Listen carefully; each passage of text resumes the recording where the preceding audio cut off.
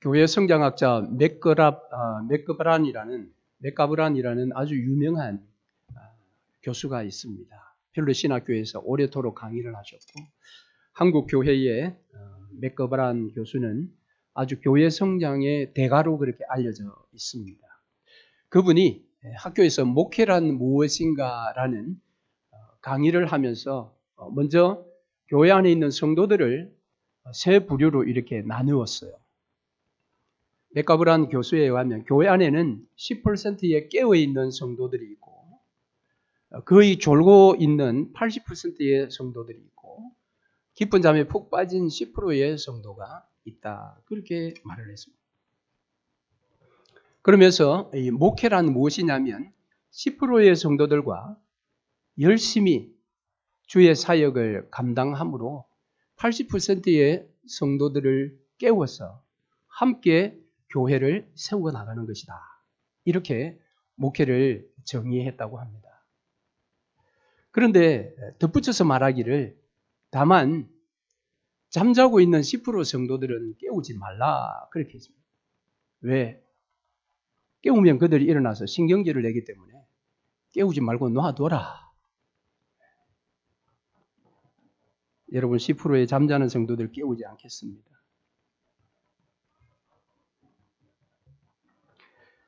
여러분 이것은 한 교수의 성도들의 그 분류지만은 우리 주님께서도 교회 안의 성도들을 나름 분류하세요.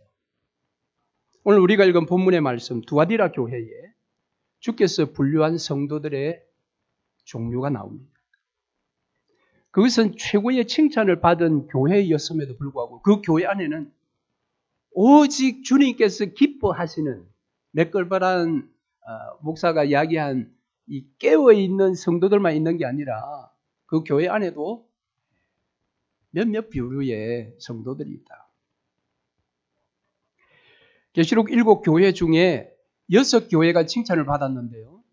그 6교회 중에 이 두아디라 교회의 칭찬이 가장 탁월합니다. 왜냐하면 나중이 처음보다 낫다라고 칭찬을 받았기 때문입니다.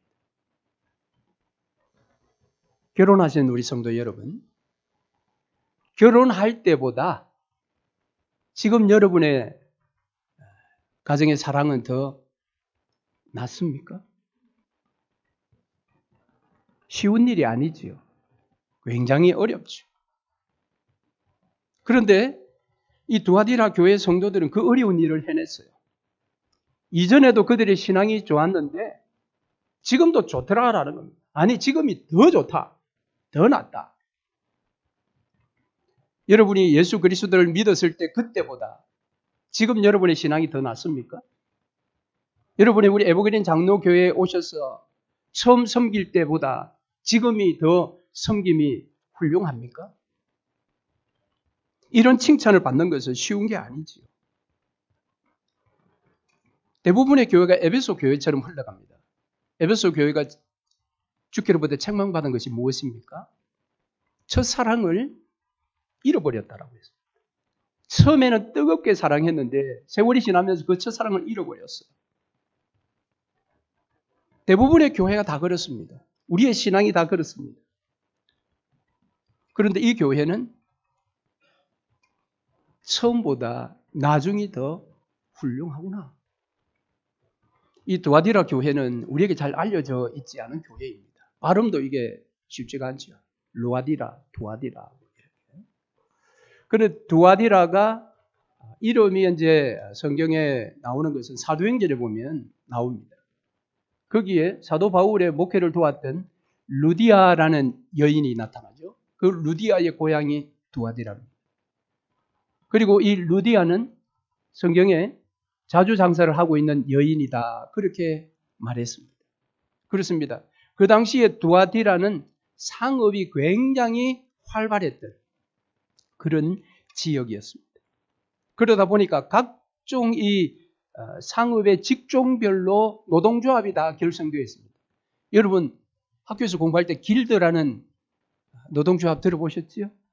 그 길드라는 조합의 첫 출발이 바로 두아디라였습니다. 그만큼 상업이 활발했습니다. 상업이 활발했다라는 것은 거기에 이 이방 종교도 활발했다라고 말할 수밖에 없지요.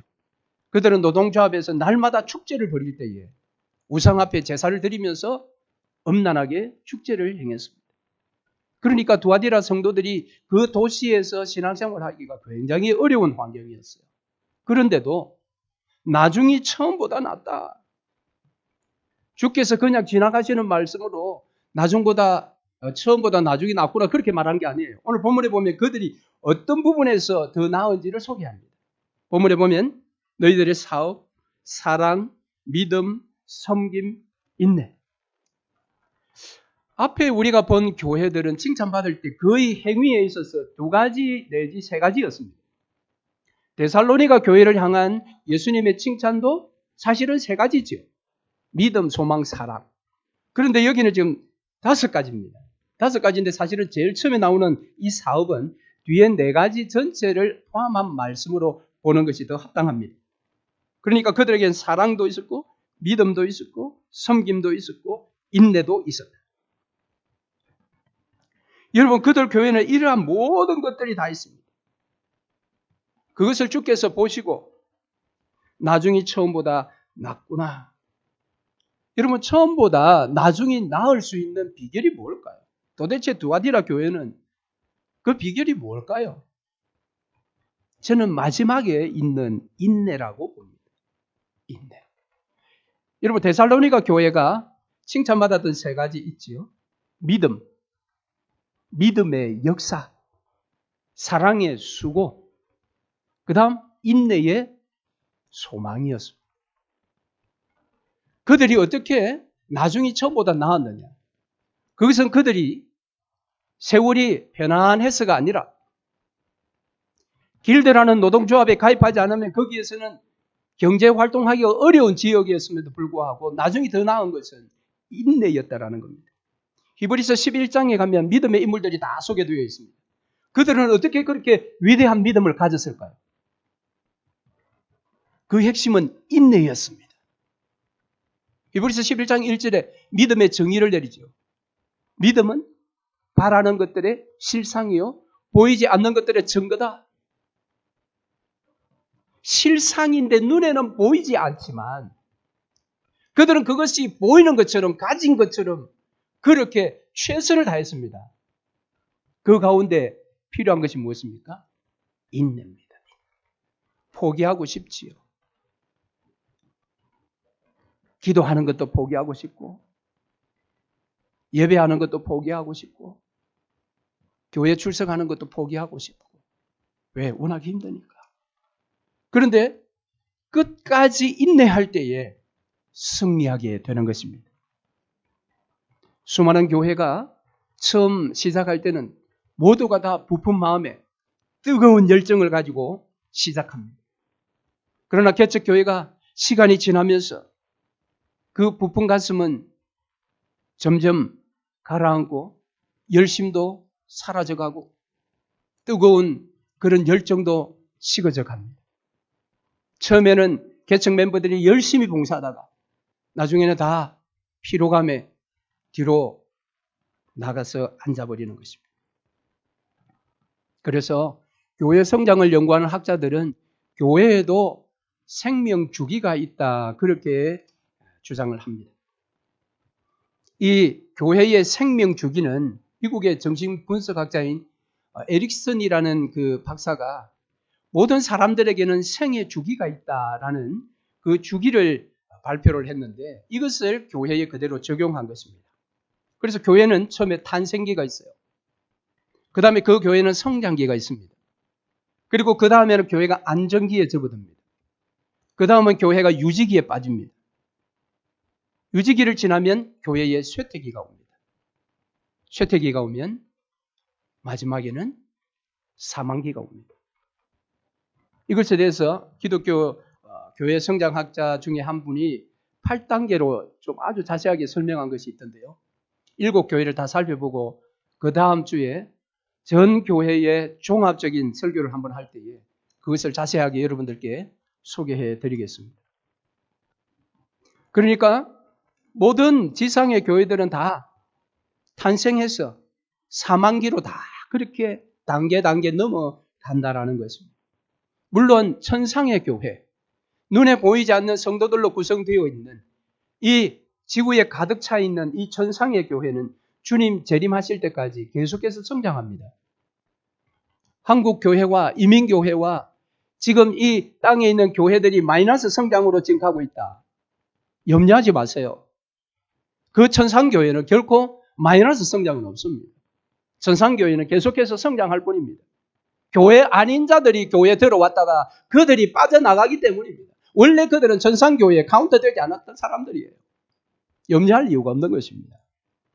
그런데 이 두아디라 교회는 시간이 흐를수록 웬일입니까? 더 사역이 왕성했습니다. 그들이 한 사역이 놀랍지 않습니까? 사랑이 있었습니다. 믿음이 있었습니다. 섬김이 있었습니다. 인내가 있었습니다. 요즘으로 이야기하면 그 교회가 선교도 활발하고 프로그램이 다양하고 구제가 다양하고 굉장히 살아있는 것처럼 보이는 그런 교회였습니다. 여러분, 두아티라 교회가 갈수록 더 인정받는 그런 교회였습니다. 그런데 이 교회에도 주께서 책망을 하십니다. 그것이 무엇입니까? 거기서 바로 이세벨의 교훈입니다. 자, 이 이세벨의 교훈, 이 이세벨의 교훈으로 인해서 교회 안의 성도들이 세 부류로 나뉘어졌습니다. 이세벨이 그렇게 나누었습니다. 이 이세벨은 성경에 잘 알려져 있지 않은 여인입니다. 이에 대한 정보가 몇 가지가 없습니다. 다른 자료도 없습니다.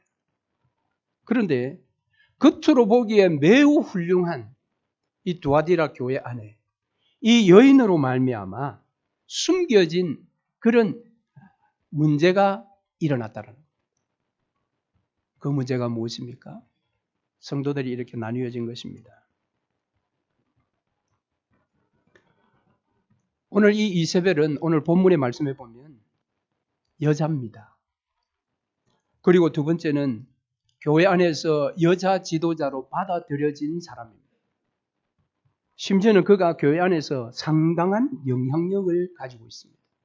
왜냐하면 성도들을 이렇게 나눌 수 있는 능력입니다.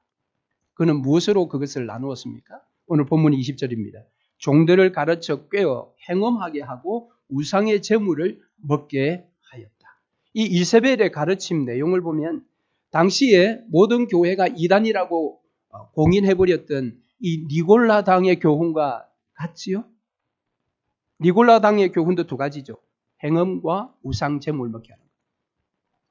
그럼에도 불구하고 이 이세벨은 두아디라 교회 안에서 정죄받은 것이 아니라 오히려 거기에서 영향력을 끼치고 있었습니다. 그 교회에서 인정받는 여성 지도자였습니다. 그래서 이 여성 지도자로 인해서 두아디라 교회 성도들이 세 종류로 나뉘어져 버렸습니다. 어떤 종류입니까? 처음에는 그녀를 적당히 동조하는 사람들이 생겼습니다. 그들을 오늘 본문 22절에 주님께서는 그로 더불어 간음하는 자들이라 그렇게 평하셨습니다. 이세벨과 더불어 적당히 간음하는 자들의 부류가 생겼습니다. 두 번째 부류는 이세벨을 열심으로 좇는 자들이 생겼습니다. 23절 말씀에 그들을 주께서는 그의 자녀라고 했습니다. 이세벨의 자녀라고 부름받는 이세벨의 열심을 내는 자들이 한 부류로 또 생겼습니다. 주께서 말씀하십니다. 은근슬쩍 이세벨과 더불어 행음하는 자, 그들은 회개치 아니하면 그들 앞에 큰 환난을 주겠다. 시련 속으로 던지겠다. 또 이 자녀들이라 부를 만큼 이세벨을 열심히 따랐던 자들이 회개하지 않으면 어떻게 됩니까? 죽이겠다고 선언하십니다. 그런데 우리 주님은 참으로 놀라우신 분이시죠. 그 두 부류의 사람들에게도 기회를 주십니다. 회개할 기회. 우리 같으면 회개할 기회를 주지 않고 빨리 도려내자라고 했을 텐데 회개할 기회를 주고 있습니다. 그러나 만일 회개치 아니하면 큰 환난 가운데 던질 것이요 회개치 아니하면 내가 죽이겠다. 그렇게 선언하십니다. 이세벨은 확실하게 회개를 하지 않았습니다. 이세벨을 따르는 자들은 회개했는지 안 했는지는 알 수 없으나 이세벨은 확실히 회개하지 않았습니다. 그래서 주께서 그녀를 침상에 던지겠다. 즉 그가 행음했던 그 침상에 누워서 죽게 하겠다라는 겁니다. 세 번째 부류가 남은 자들입니다. 이들에 대해서 24절 말씀해 보시면 두아디라에 남아있어 이 교훈을 받지 아니하고 소위 사단의 깊은 것을 알지 못하는 자들이라고 했습니다. 이 남은 자들의 특징이 무엇입니까? 이세벨의 교훈을 쫓지 않았다라고 합니다. 여러분, 이세벨의 교훈이 누가 볼 때 저건 사단의 교훈이야 이야기할 정도의 그런 교훈이 아니에요. 외적으로 굉장히 신앙생활과 교회 생활을 모범적으로 하는 열심히 있는 사람들이 볼 때에 속아 넘어갈 정도의 아주 교묘한 교훈입니다. 그런데 남은 자들은 그것을 분별하였고 그것을 쫓아가지 않았다. 그래서 그들은 사단의 깊은 것을 알지 못하는 자들이었습니다. 그들 남은 자들에게 주님은 경고가 아닌 격려와 권면의 말씀을 주십니다. 이 말씀은 뒤에 가서 한번 살펴보겠습니다. 먼저 이 세 부류의 사람들을 여러분 들으셨는데 우리 자신들에게 한번 적용해 볼까요? 신앙생활을 매우 열심히 하면서도 은근히 세상의 가치를 따라서 사는 사람들. 교회 생활에 열심을 내면서도 대놓고 세상의 가치를 가지고 성경 공부할 때에도 세상의 가치를 가지고 다른 사람들을 설득하려고 하는 사람들. 아니면 사단의 깊은 것을 도무지 알지 아니하는 남은 자의 사람들. 여러분은 세 부류 중에 어느 부류에 속한 사람들입니까? 내가 어느 부류에 속했는지 잘 모르시겠습니까? 그것은 아마 여러분이 신앙생활을 열심히 하다 보면 그걸 모를 수 있습니다. 왜? 내 열심이 이 뒤에 것을 가릴 수가 있습니다. 내 신앙의 열심에 취해서 아니면 내가 이전보다 지금이 더 나으니 지난해보다 내 신앙의 올해가 더 나았으니 내가 지금 어느 부류에 속해 있는지 잘 모를 수 있습니다. 그러나 주님 앞에서는 이 모든 것이 드러나게 되어 있습니다. 오늘 본문에 우리 주님을 성경은 어떻게 소개합니까? 18절 말씀에 그 눈이 불꽃 같고 그 발이 빛난 주석과 같은 하나님의 아들이다. 주님은 겉으로 드러나지 않는 모든 내부의 문제를 정확하게 꿰뚫어 보시는 분이십니다. 23절 말씀에 나는 사람의 뜻과 마음을 살피는 자인 줄 알지라. 일찍이 하나님은 사무엘에게 말씀하셨죠. 여호와께서 사무엘에게 이르시되 그의 용모와 키를 보지 말라. 내가 이미 그를 버렸노라. 내가 보는 것은 사람과 같지 아니하니 사람은 외모를 보거니와 나 여호와는 중심을 보느니라. 주님은 사람의 중심을 보실 뿐만 아니라 교회의 중심을 보시는 분이십니다. 그래서 교회는 주님이 보실 때에 어떤 교회인가가 중요합니다. 교회는 세상이 어떻게 평가하는가라는 것은 중요하지 않습니다. 물론 세상의 평가도 좋은 평가를 우리가 받아야 합니다. 그러나 세상의 평가가 중요한 것이 아닙니다. 심지어는 교회를 바라보는 나의 평가도 중요하지 않습니다. 내가 보기에 좋은 교회라는 평가 중요하지 않습니다, 여러분. 그건 각자 다 다르기 때문에 그렇습니다. 정말 중요한 것은 주님이 보시는 평가지요. 사람이 보는 평가의 기준은 무엇입니까?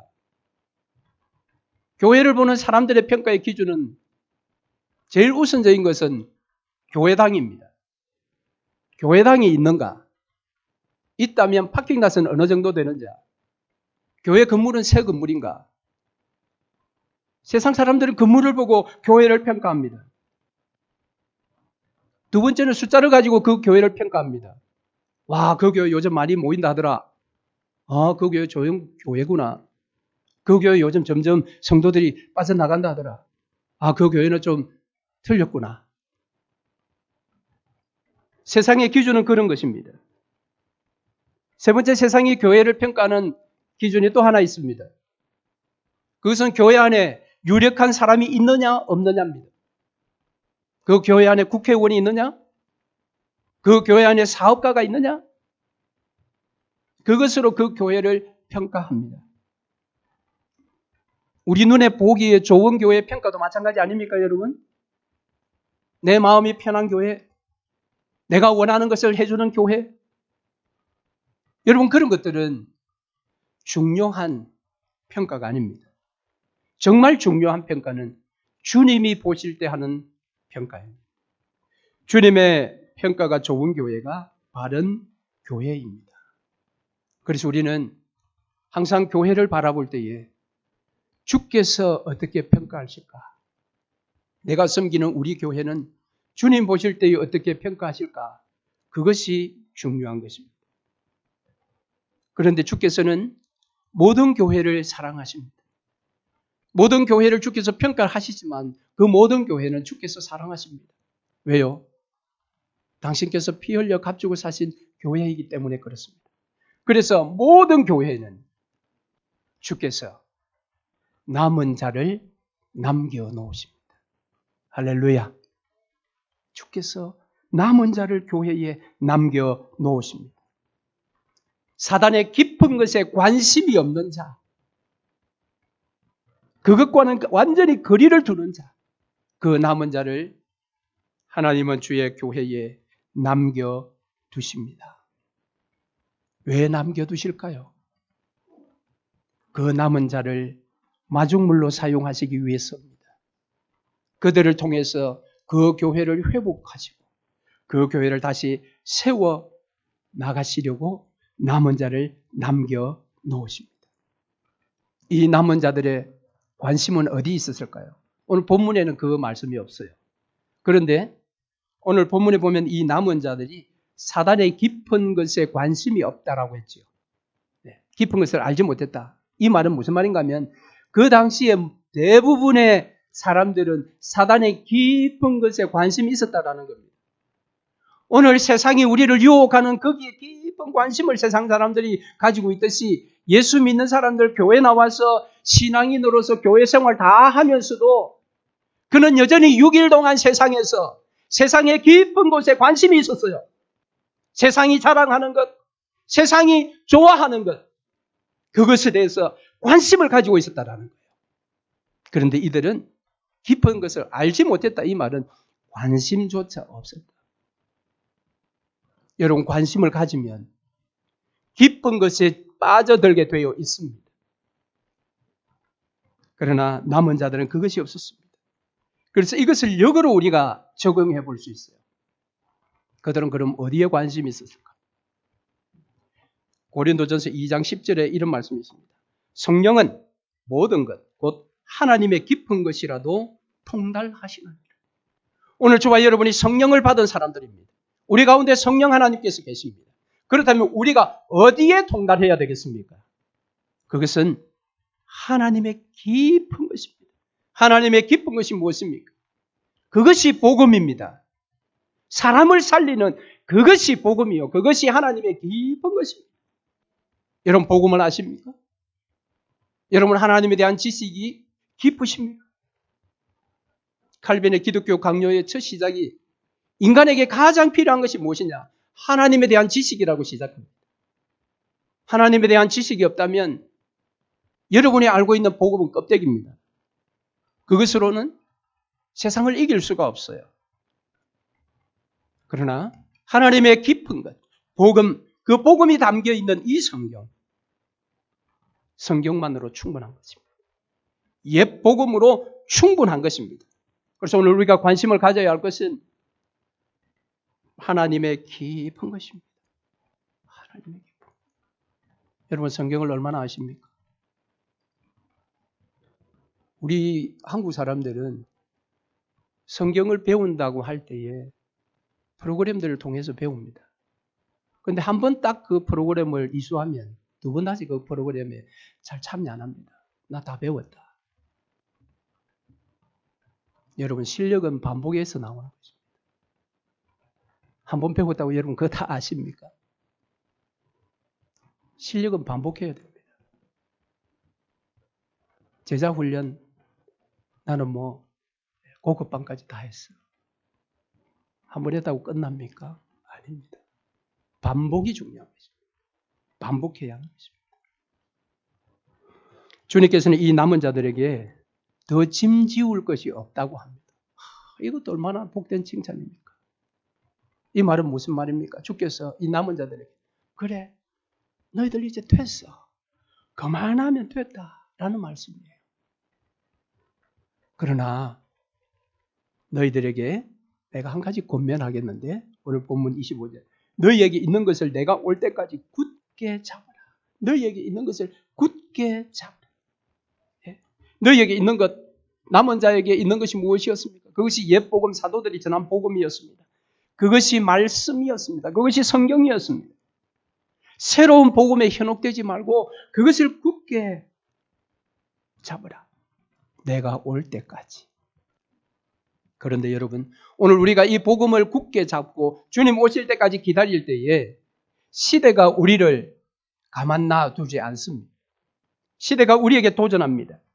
그것은 시대에 뒤처진 교훈이야. 그렇게 우리에게 도전합니다. 그것은 비이성적이야. 세상에 이 도전만 있을 뿐만 아니라 교회 안에 있는 성도들까지도 그것은 좀 우리가 받아들이기 어려워라는 말들을 합니다. 실제 미국 장로교 역사가 이를 보여줍니다. 19세기 말에 미국 개신교회는 엄청난 사회적인 변화 소용돌이 앞에 서게 되었습니다. 사실 19세기 말부터 미국 개신교회에 변질이 일어나기 시작했습니다. 그래서 오늘날 교회 안에 동성애까지 들어오게 된 것입니다. 출발이 19세기 말부터입니다. 이 19세기 말에 미국은 사회적으로 엄청난 격변을 겪습니다. 뭐냐면 도시가 형성되기 시작했습니다. 메트로폴리탄이라는 신조어를 만들어내면서 사람들이 모여서 도시를 형성한 것입니다. 그 전까지만 해도 도시가 없었어요. 다 숲 가운데 뿔뿔이 다 흩어져 살았습니다. 그런데 도시가 형성되면서부터 교회가 복음으로부터 멀어지기 시작합니다. 왜냐하면 지금까지 교회로 말미암아 유지되었던 그 사회의 중요한 가치, 공동체, 책임감, 동일감 이와 같은 가치가 있었는데 그동안 사회를 바치고 있던 이 가치들이 도시라는 이 문화로 인해서 이 가치는 다 밀려나버리고 새로운 가치가 사람들을 집어삼켰습니다. 그것이 무엇입니까? 그것은 도시의 이질감입니다. 그것은 도시의 익명성입니다. 이것들이 사람을 지배하기 시작했습니다. 교회가 여기에 굴복하게 되었습니다. 그래서 교회 중심의 이 사회가 무너지고 그때부터 이제 공공기관의 중심이 된 사회가 시작이 된 것입니다. 미국 안에 이러한 변혁이 일어날 때에 유럽에도 엄청난 변혁의 소용돌이가 일어났습니다. 그것은 소위 말하는 계몽주의라는 철학의 영향을 신학이 받게 된 것입니다. 즉 신학의 오염이 시작됐습니다. 그때 독일의 신학이 제일 먼저 오염되면서 독일로부터 자유주의 신학이 이제 시작이 된 것입니다. 이 자유주의 신학으로 말미암아 유럽 사회에 인본주의와 세속주의가 이제 스며들었습니다. 더 이상 인간의 이성이나 과학에 맞지 않는 진리는 우리가 받아들일 수 없다라고 그들이 외쳤습니다. 그것이 성경에 기록되어 있다 할지라도 거기에서 빼내어야 된다고 그들은 주장했습니다. 여기에 기름을 부은 책이 한 권 있습니다. 그 책이 바로 찰스 다윈의 진화론입니다. 영국에서부터 시작된 이 진화론은 더 이상 성경의 권위를 인정할 수 없는 세상으로 만들어 버렸습니다. 그 중에서도 성경이 가장 중요하게 생각하는 성경의 첫걸음인 창세기 나오는 창조에 대한 회의감이 온 사회와 온 사람들을 지배하기 시작한 거죠. 그러니까 미국 개신교가 안팎으로 위기 가운데 빠졌습니다. 그러자 미국 개신교 안에 칼빈주의의 교리를 고쳐야 된다라는 목소리가 나오기 시작했어요. 왜? 시대에 맞추어 교리를 좀 바꾸어야 전도가 되니까. 핑계는 그것이었습니다. 그래서 미국 개신교가 산업화의 이 혼란 시기, 전통적인 성경 권위가 훼손되는 시기, 창조론에 대한 의심이 일어나기 시작하는 그때로부터 교회 안에서 지도자들이 신앙 고백, 지금까지 우리가 붙들었던 신앙 고백서를 고치자라는 건의를 총회에 올리기 시작했습니다. 즉 웨스트민스터 신앙 고백서를 개정하자. 그 안에는 이 시대에 맞지 않는 게 너무 많아. 비과학적이고 비이성적이고. 그 중에 놀라운 것은 로마 가톨릭의 이 교황을 마지막 적 그리스도다라고 웨스트민스터 신앙 고백서 안에 기록해 놓았는데 그걸 빼자라는 겁니다. 천주 교인들을 전도하는데 이건 방해물이 돼.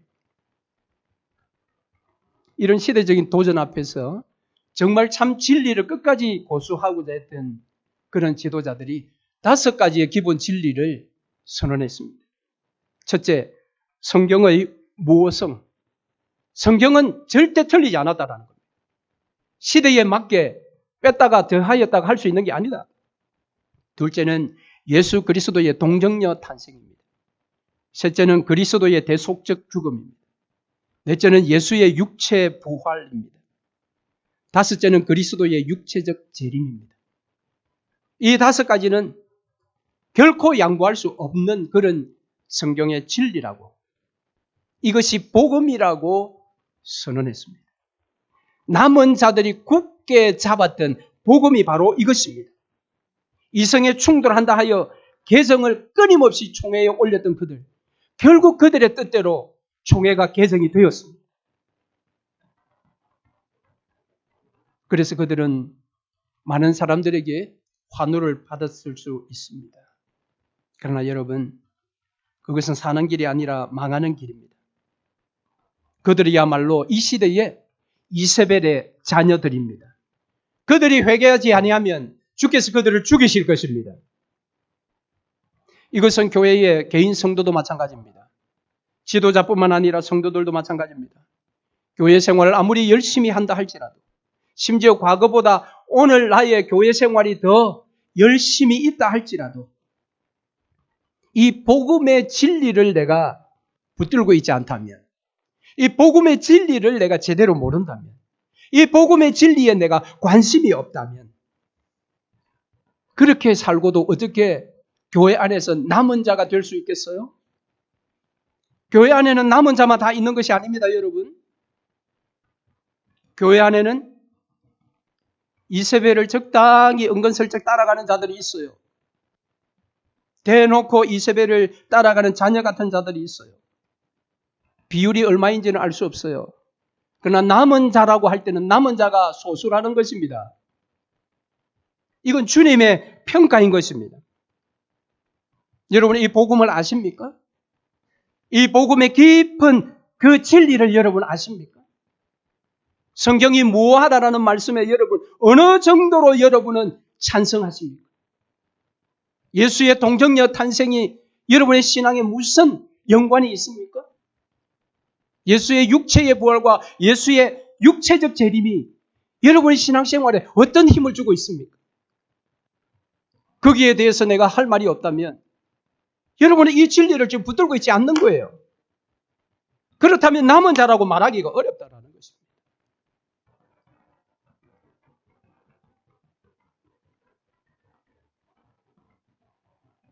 주께서 말씀하십니다. 너희에게 이미 있는 것을 굳게 잡으라. 여러분, 신앙의 힘은 어떤 남들이 하지 않은 어떤 특별한 경험에 있는 것이 아니에요. 많은 사람들이 신앙에 좀 이 답답함이 있거나 좀 영적으로 컬컬하면 자꾸 기도하러 쫓아다닙니다. 그래서 뭔가 뜨거운 뭔가를 체험하려고 합니다. 여러분, 뜨거운 체험이 그를 붙들어 줄 수 있어요. 그런데 그것은 근본적인 것이 아니에요. 그의 신앙에 힘을 끊임없이 제공하는 것은 복음입니다. 복음이 무엇입니까? 복음이 오늘 이야기한 이 5가지 내용이에요. 이 5가지에 대해서 내가 얼마나 깊이 있게 내가 이해하고 그걸 받아들이느냐에 따라 내 믿음의 능력이 달라지는 것입니다. 우리에게 문제는 이것을 너무 피상적으로 그 모양으로 알고 있다는 겁니다.